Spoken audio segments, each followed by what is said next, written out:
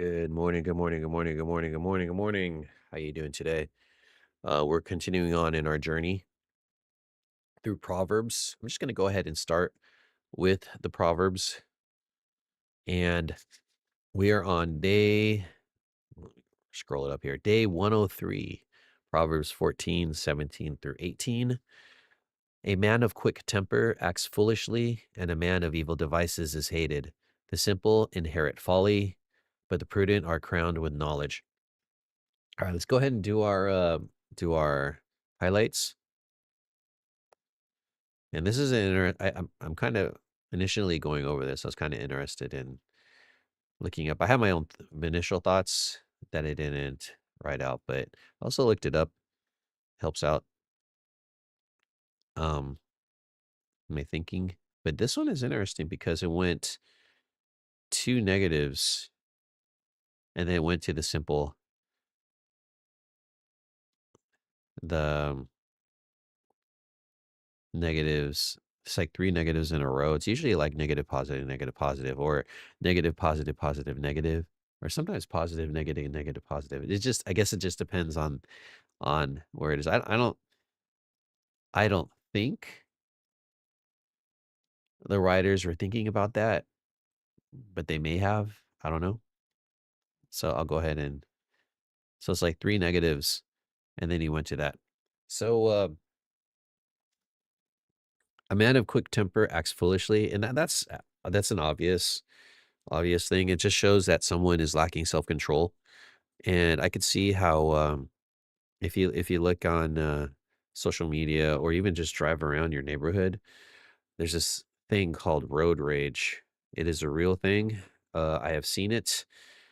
People post about it. It's been on the news, especially in car crashes and all those other things that could happen in road rage, where someone cuts off another person and then the person who got cut off gets really mad and the other person says, what did I do? And then they kind of come into I want to say fifths, or they get into an accident. And so again, this highlights the idea of someone who cannot control their anger will act foolishly. They'll do stupid things. And so like even like going down the hallway, myself being a high school student at one point, and gangs were really prevalent even now. Anyways, I would walk down the hallways and you would know that don't look at anybody wrong, or if you bump into somebody, apologize quickly or something like that. Because even like bumping someone in the hallway could incite rage in other people. Like, what up, what up, what up, what up, what up? They kind of raise their arms and kind of are up in arms just because you bumped into them. It's like, well, we're in a crowd. You're going to get bumped. I apologize. So what's going on? So if you continue to argue and try to plead your case, it might increase the tension in there. It's better just to walk by, just turn and say, I'm sorry, buddy, and then just move on. No big deal. But the person who's really has a quick temper would, even though you say apologize, would kind of say, hey, you need to do something because you have bumped me, whatever. And so, and this is in all situations, in conversations and arguments with your spouse or friends and stuff like that. If you get angry really fast, it could really t- make make it really hard to communicate.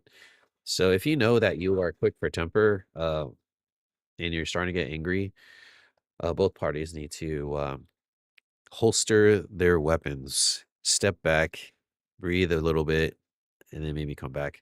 Or if you are really good at being a sounding board, it may sound like they are angry at you, but they are voicing their opinions and anger and frustrations of something that may have happened. And so that's in context on your relationship with that person. And hopefully that's your spouse, and your spouse needs to have a safe place where they could go ahead and voice their opinions. And so, but anyways, just note, a man of quick temper will act foolishly. Okay, a man of evil devices. So this is a wicked person for sure. I would say the first person, a man of quick temper, is not necessarily a wicked person, but I would say that the second person here in verse 17, second part, a man of evil devices, is a wicked person, because evil devices is premeditated. meaning that they actually have intentional actions that are geared towards harming another person in some way or another, or selfishly without regard for other people, they will enact their programming, whatever it may be, because they have programmed themselves to do something, and it is not a positive thing, and it causes drama, toxicity, and other things. And in the end of it all, just like we've been talking about before, people who are wicked and people who kind of plan and do all these things purposefully, um, they lose relationships. It hurts themselves, it hurts other people, and just like how the verse says, is hated, meaning by other people. I'm not sure if they have the insight or the what do you call introspection at this time to know that they're doing something wrong. Maybe it is a their mode of operation and they don't know any better. And so they can't get out of this habit of being negative and disruptive in human society. But whatever the case, they're hated and people just don't want to be with these people. Now, verse 18, the simple inherit folly, which is interesting because I was looking it up because I had a little dissonance in this thought about inherit folly. What do they mean by simple? So there's two types of simple people. There's naive simplicity versus humble simplicity. So in the Old Testament, they also have humble. There's a couple examples of being the humble simplicity, and a couple of examples in the New Testament of humble simplicity. And the baseline, what it is you're simple enough to go ahead and stop, not cause a lot of drama, be open and teachable and trusting God. That's humble simplicity, to be able to step back and not be too complicated about things, and just think about think about the person who is yelling in your face. The simple thing is to be like, okay, what is it that this person is trying to communicate in their anger? Um, did I do something that requires um, change? Something else happened. So if you are humble simplicity, you're kind of thinking about situations and you're sort of assessing the action in a sense, not thinking too deeply on it, but just on the face value. Okay, they're angry. What are they angry about? That's really base.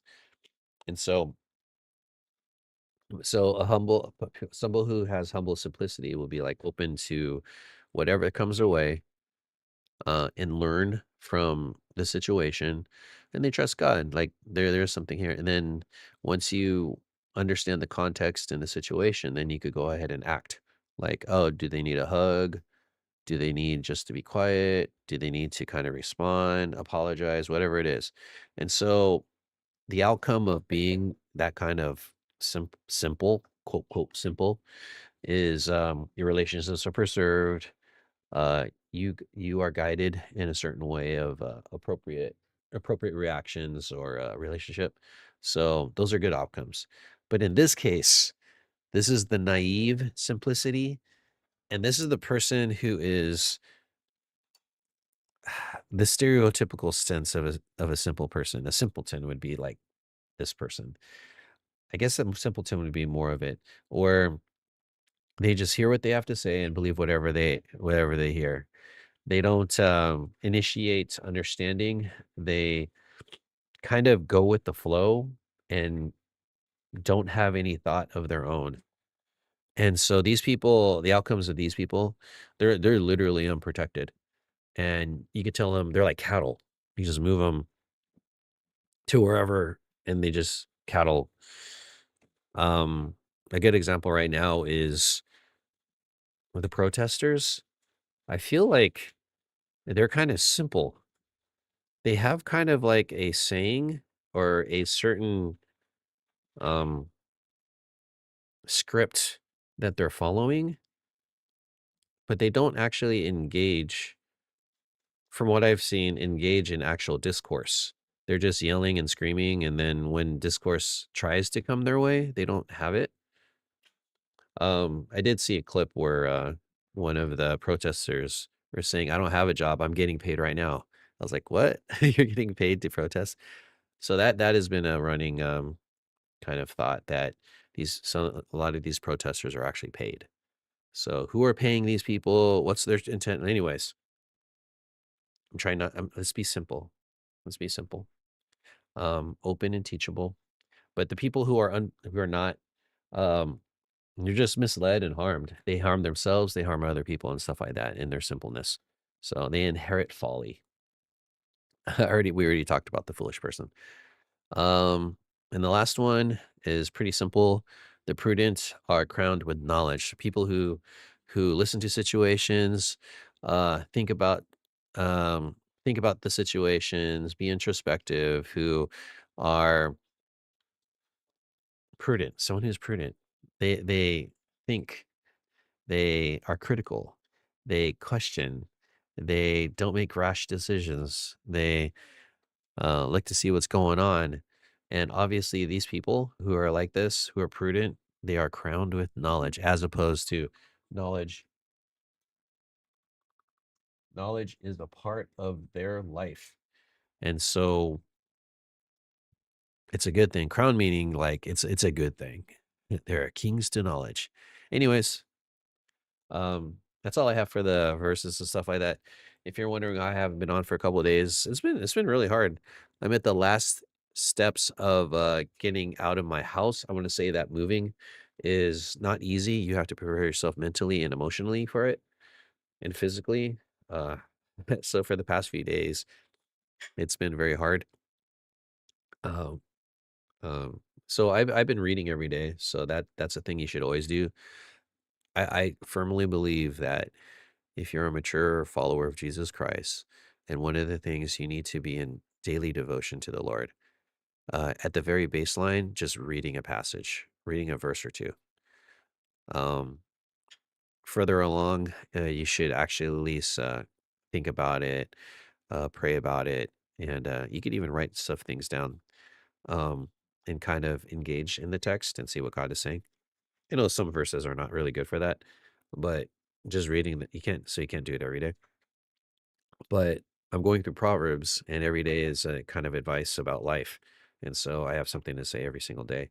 But yeah, but just to be good with my own walk in spiritualness, I haven't been recording the last few days. So I'll go back on that, look at the days that I missed and kind of just come back on it. I think I have um, what's it called?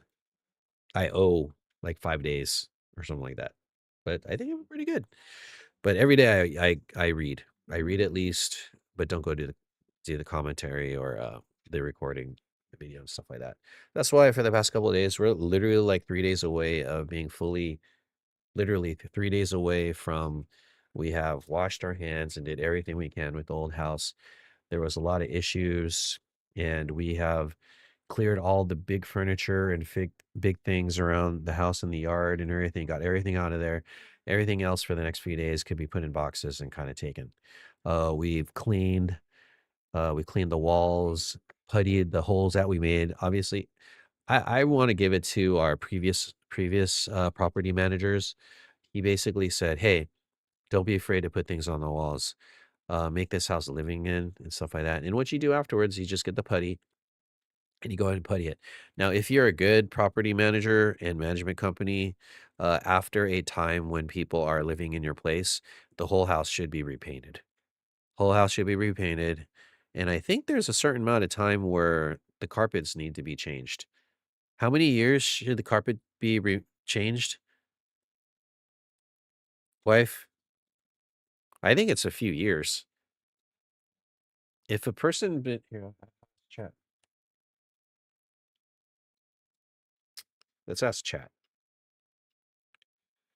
If someone has been living in a house for a certain amount of time and then they leave the house, how many years should pass before the carpet should be changed? Let's see. Chat says there's not a universal rules. A landlord-tenant standards, carpet is generally considered to have a useful life of 5 to 10 years. Okay. Rental housing standards, 5 years, low to mid-grade rental carpet. 7 years, common benchmark used by many landlords and courts. 10 years. So if it's 10 years, for sure. 7 years, they could kind of think about it. So yeah, carpets need to be changed over time. I don't think we weren't there for 7 years, so whatever. Um, 6.5. Oh, almost 7 years. Oh, you know what's weird? We moved into wintertime and we've always moved at the beginning of summer, which is appropriate. It was a really quick move, by the way. It took like less than a month for us to move. It was really crazy. From the time we saw the house to the time we signed papers and to the time we moved in, it was really fast. And and and it was funny because I was talking with one of my neighbors who lived across the street. He was really surprised at how fast we were able to move. When they were there living happily and good family kind of hanging out at their house, and then all of a sudden we're gone. It's literally how it felt like. Uh, Gone in the night. You don't know the time or date when he will come, but he will come. Uh, that's a reference to the return of the Lord, right? Anyways, that wasn't well, we're not Jesus, so that's it. But yeah, so we're pretty much moved into our place, and now once the old place is in 3 days, when it's officially kind of over, we could do one final check, take pictures, and kind of cry a little bit. Well, I think we're done with tears, maybe. I didn't cry for this house actually. Huh? That's weird. I was walking around. I was like walking around the old house yesterday, and then walking around my new house, and I was like, wow, I can't believe I lived in this place.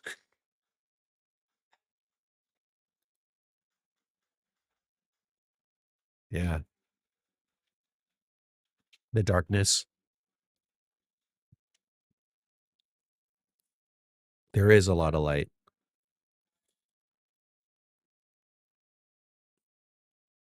So what my wife just said was that our old house was very dark, and actually unintentionally, when walking through, it was pretty bright in here. And yes, we could give more lanterns, but that's not the brightness we're talking about. It's the sunlight. And I am a person of the sun, and with the vaulted ceilings, and actually there's windows at the top of the vaulted ceilings, and there's a lot of light when the sun, yeah, we don't actually have to have lights on in the house during the day because unless it's raining, but it's been raining for a little while, so it's been dark.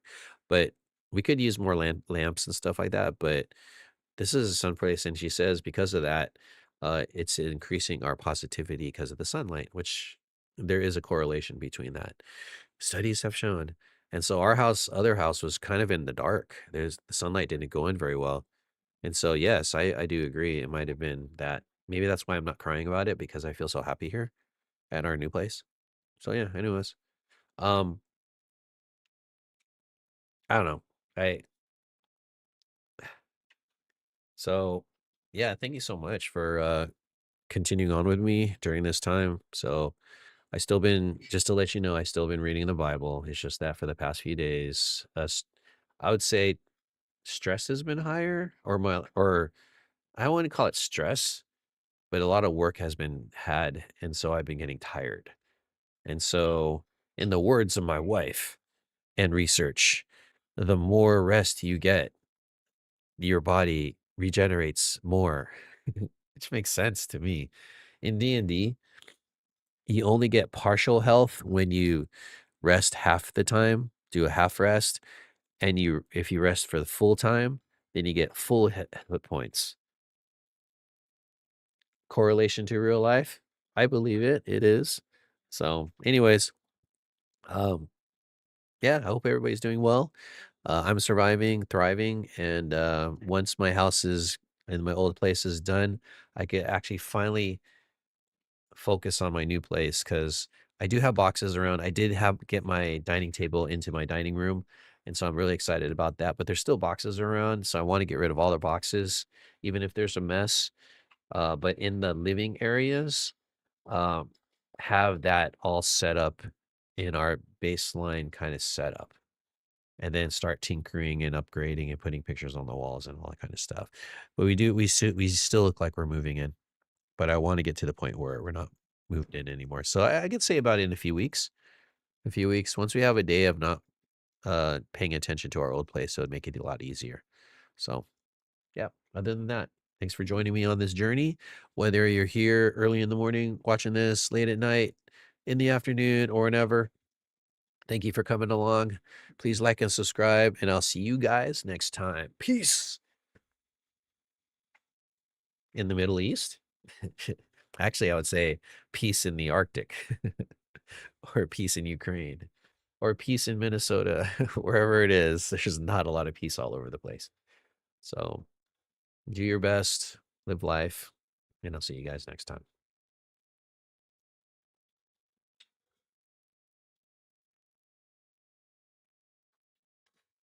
That kind of dates me. That's a dating. That's having those talking points is you could date that.